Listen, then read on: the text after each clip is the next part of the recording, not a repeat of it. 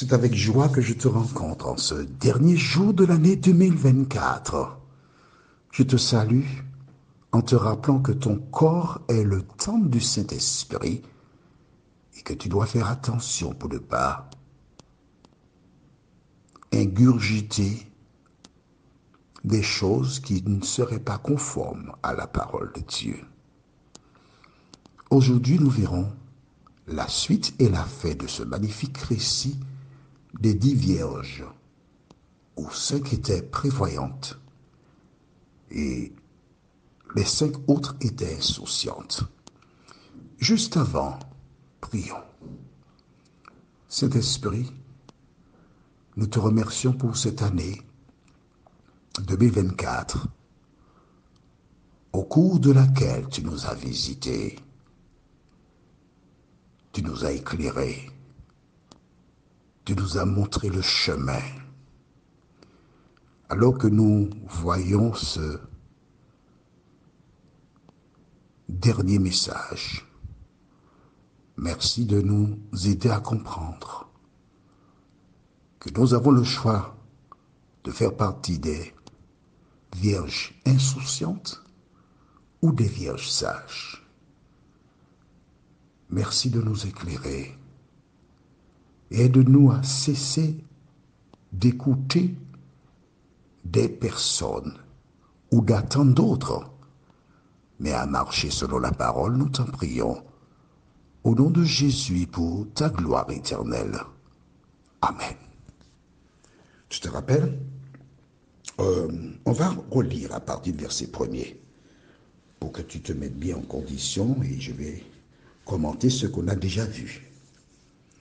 Alors le royaume des cieux sera comparable à 10 jeunes filles invitées à des noces qui prirent leur lampe pour sortir à la rencontre de l'époux. 5 d'entre elles étaient insouciantes et 5 étaient prévoyantes. Les insouciantes avaient pris leur lampe sans emporter d'huile, tandis que les prévoyantes avaient pris avec leur lampe des flacons d'huile. On s'arrête ici. Rappelle-toi que nous sommes en train de lire le chapitre 25 de Matthieu. C'est Jésus qui donne la parabole ou cette métaphore des 10 vierges. Tu verras bien qu'au chapitre 24, il invite ses auditeurs à être prêts. Il a déclaré que personne ne connaît ni le jour ni l'heure. Mais au verset 42 du chapitre 24, il dit « Veillez donc car vous ne savez pas quel jour votre Seigneur vient. » Et pour bien comprendre cela, il a raconté la parabole des 10 vierges.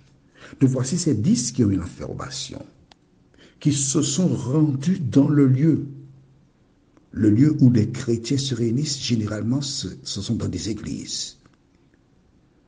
Mais ces personnes qui étaient là, qui attendaient le retour de Jésus, comme aujourd'hui, presque toutes les églises, je dis bien presque, que toutes les églises, ou encore beaucoup d'églises, parlent et attendent le retour de Jésus. Mais dans toutes ces églises, il y a des personnes qui sont sincères. Dieu leur montrera ce qu'il faut changer dans leur vie et mettre en pratique en son temps.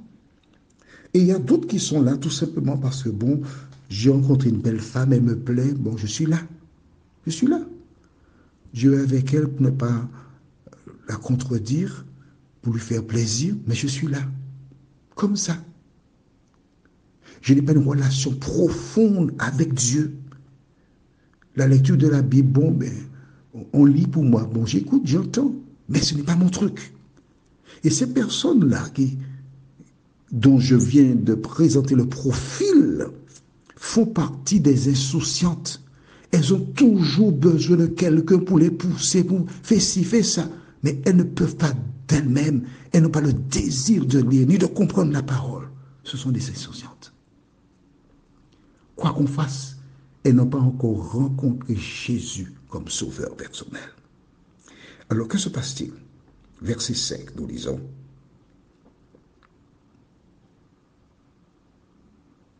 comme l'époux tardait. Tu te rends compte? Les disciples, eux, pensaient que Jésus serait revenu de leur temps il y a 2000 ans. La plupart sont morts. Donc, l'époux tardait.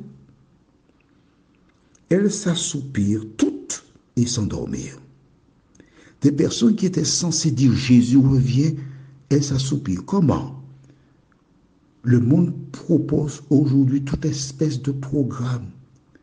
Jeux olympiques 2024 à Paris, du football, du volleyball, du judo, toute espèce de choses, sans oublier les films, etc.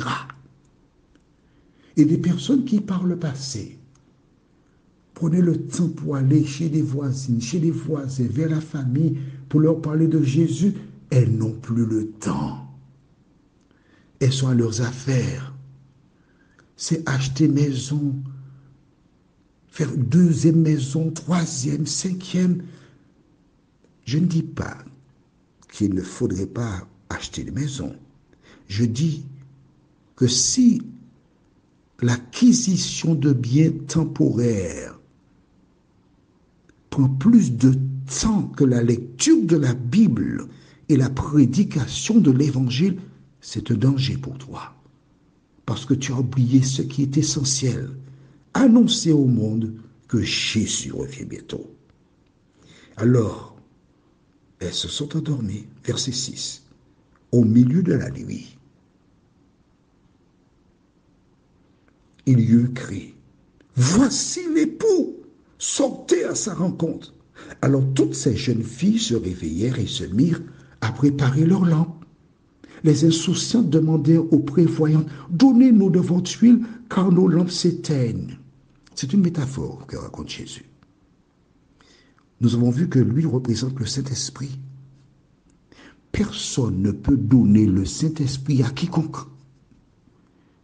C'est Dieu qui donne le Saint-Esprit aux humains en fonction de leur recherche.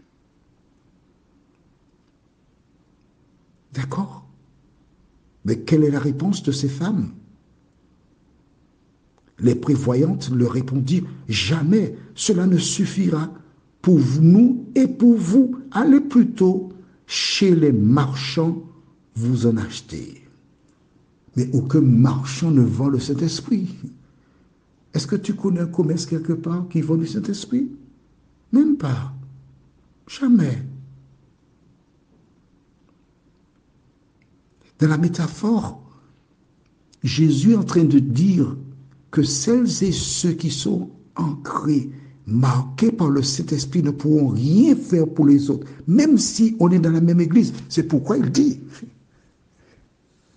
dans un champ, l'un sera pris, l'autre sera laissé. Il aurait pu dire aussi, dans une église, un sera pris, l'autre sera laissé. Impossible. Alors, que se passe-t-il? Verset 10. Pendant qu'elles allaient en acheter, l'époux arriva. Celles qui étaient prêtes entrèrent avec lui dans la salle des noces, et la porte fut fermée.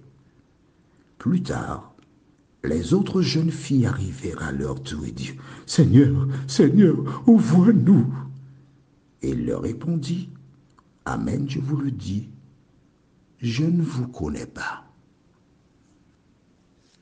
Elles sont perdues. Pourquoi? Tu es perdu. Pourquoi?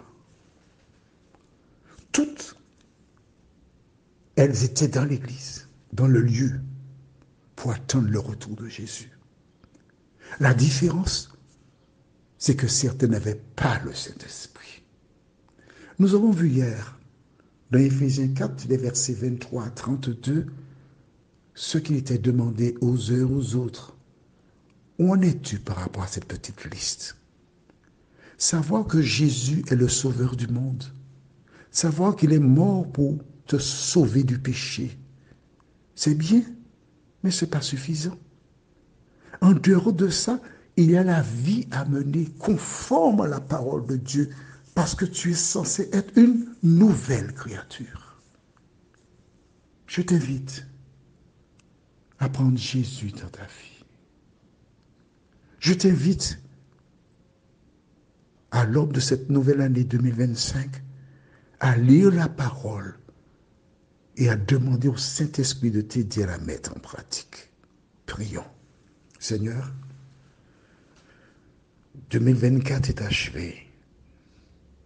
Au cours de cette année, plusieurs personnes perdirent la vie. Et peut-être même moi, puisqu'aujourd'hui, nous sommes le 14 mars 2024 à 11h11. Mais qu'importe, Seigneur. L'important, ce n'est pas ma personne. L'important, c'est que toutes ces personnes qui entendent l'Évangile te choisissent pendant qu'il est encore temps et qu'elles soient sauvées. Merci de continuer de nous éclairer, de nous vivifier selon ta volonté. Au nom de Jésus pour ta gloire éternelle. Amen. Que l'Éternel continue de te bénir, que le Saint-Esprit continue de te conduire dans toute la vérité et qu'à l'avènement de Jésus, nous puissions nous retrouver pour ne plus jamais nous quitter. À demain, si Dieu nous prête vie.